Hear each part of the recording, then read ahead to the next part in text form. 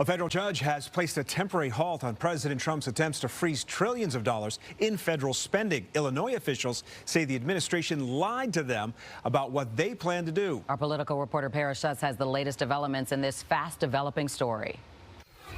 Chaos and confusion still reign despite a federal judge halting Trump's spending freeze. Governor Pritzker says the White House misled them, shutting Illinoisans out of programs like Medicaid, Head Start, and Meals on Wheels, which has left local nonprofits scrambling to make ends meet. Donald Trump's administration is lying to you. Stark words from Governor J.B. Pritzker, who says the White House order last night was supposed to only target federal loans and grants. But today's confusion proves otherwise. They assured us that Medicaid would not be affected. That was a lie.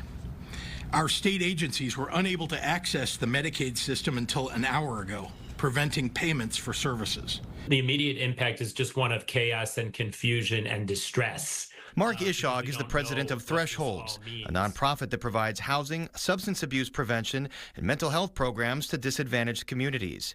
He says today's Medicaid freeze means his organization has not been able to collect $1 million it is already owed.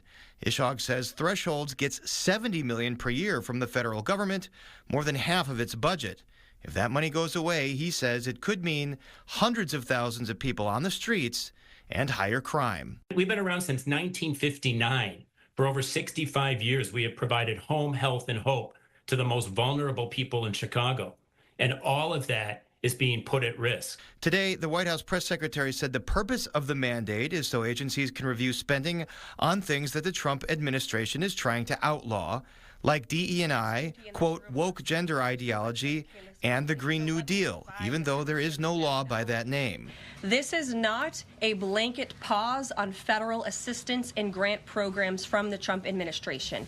Individual assistance, that includes, I'm not naming everything that's included, but just to give you a few examples, Social Security benefits, Medicare benefits, food stamps, welfare benefits, assistance that is going directly to individuals will not be impacted by this pause. North Shore Congressman Brad Schneider says he thinks the move is a precursor to further tax cuts to benefit super wealthy Trump supporters like Elon Musk, Jeff Bezos, and Mark Zuckerberg. I think you could call this one of the greatest redistributions of wealth in American history, from communities that are trying to serve their citizens, their constituents, to the oligarchs who are trying to control our government.